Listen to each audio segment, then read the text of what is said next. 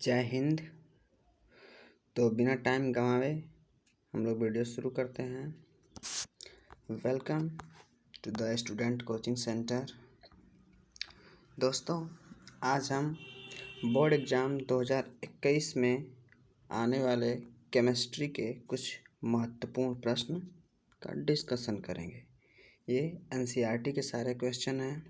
NCERT का जो भी सिलेबस है उसके आधार पर ये क्वेश्चन बनाए गए हैं। तो क्वेश्चन नंबर 1 है, शॉटकी दोष, फ्रैंकल दोष और क्रिस्टल दोष ये तीनों क्या हैं? इन तीनों की परिभाषा या फिर इन तीनों में अंतर अक्सर बोर्ड एग्जाम में पूछा जाता है।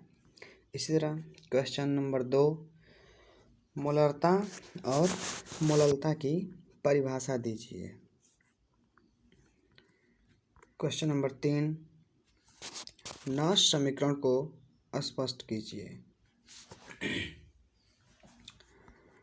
नॉश समीकरण को स्पष्ट करने का मतलब है आप इसको हल करके कैसे प्राप्त करेंगे उसका वर्णन कीजिए। कोलराउस का नियम लिखिए। अभिक्रिया की कोटि का वर्णन कीजिए। अभिक्रिया की कोटि बोर्ड एग्जाम में कोई भी पूछी जा सकती है और ये फिक्स है कि अभिक्रिया की कोटि से क्वेश्चन अक्सर एग्जाम में आया करते हैं और इस समय भी आने की पूरी संभावना रहेगी। तो आगे हम बढ़ते हैं। क्वेश्चन नंबर 6, टिंडल प्रभाव। केमिस्ट्री का ये बहुत ही महत्वपूर्ण टॉपिक है। टिंडल प्रभाव, ब्राउनी गति, कोलाइडी निकाय पर टिप्पणी कीजिए। ये तीनों टॉपिक में से टिंडल और ब्राउनी गति खास तौर से इम्पोर्टेंट है। इन दोनों को आप तीनों को ध्यान से पढ़ लेंगे। अब जो क्वेश्चन है 9, 10, 11 ये सारे क्वेश्चन 5 नंबर के अंक में पूछे जाते हैं और इन सारे क्वेश्चंस का वर्णन हम लोग चित्र बना करके करेंगे। अगर आप जैसे क्वेश्चन नंबर 9 है, हैबर विधि द्वारा अमोनिया का निर्माण प्रक्रम समझाइए। तो आप हैबर विधि या फिर फास्फिन बनाने की विधि का वर्णन कीजिए, या फिर क्वेश्चन नंबर शीश-कक्ष विधि द्वारा H2SO4 का निर्माण कीजिए। इन सारी विधियों में फिगर बनाने के साथ साथ जस्ट उसके नीचे अर्थात फिगर के नीचे ही जो भी समीकरण हैं 1, 2 बन रहे हैं उनको आप लिखने का प्रयत्न कीजिए।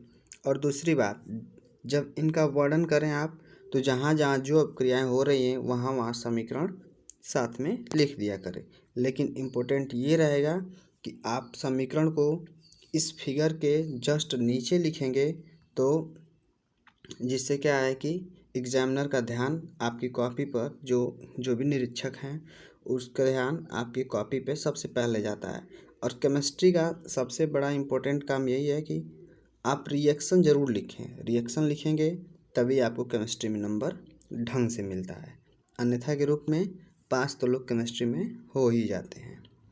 तो चलिए ठीक है, बातें कम करते हुए हम क्वेश्चन नंबर 12 की ओर चलेंगे।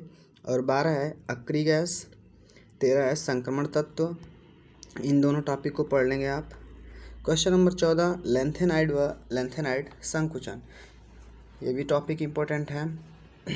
फ्रेयान, हाँ। अगला क्वेश्चन 16 नंबर, प्रयोगशाला में एथिल ब्रोमाइड बनाने की विधि का वर्णन कीजिए।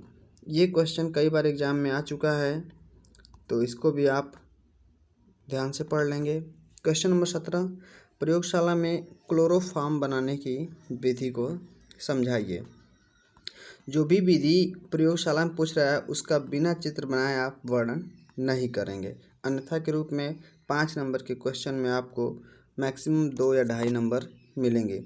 चित्र बनाने से होता क्या है कि 2-3 नंबर जो कटने वाले होते हैं वो 2 नंबर लिखने पर और 2 नंबर फिगर बनाने पर, कम से कम 5 नंबर क्वेश्चन है तो 4-4.5 नंबर तक आपको मिल ही जाता है। चलिए, तो क्वेश्चन नंबर 18 की बात करेंगे। प्रयोगशाला में फॉर्मल्डिहाइड बनाने की विधि पर टिप्पणी कीजिए। अगला acetone, formic acid, acetic acid बनाने की विधि का वर्णन कीजिए। क्वेश्चन नंबर आगे है, कार्बोहाइड्रेट का वर्गीकरण, साबुनीकरण, प्रोटीन, डीएनए, आरएनए पर संक्षिप्त नोट लिखिए। ये सारे क्वेश्चन लास्ट चैप्टर के हैं और इनमें से साबुनीकरण बहुत ज़्यादा महत्वपूर्ण है। तो आप सारे टॉपिक को पढ़ने के साथ साथ साबुनीकरण को 1-2 बार और अच्छे से पढ़ लेंगे। तो चलिए ठीक है दोस्तों, यहीं पे वीडियो ख़त्म हुआ। और हाँ, आपको 1 अप्रैल से 20 अप्रैल तक लगातार प्रैक्टिस सेट उपलब्ध कराया जाएगा, जिससे आपको ये अंदाज़ा लगेगा कि आपका तैयारी किस लेवल पर है। ठीक है, वीडियो देखने के लिए धन्यवाद। ओके, बाय, जय हिंद।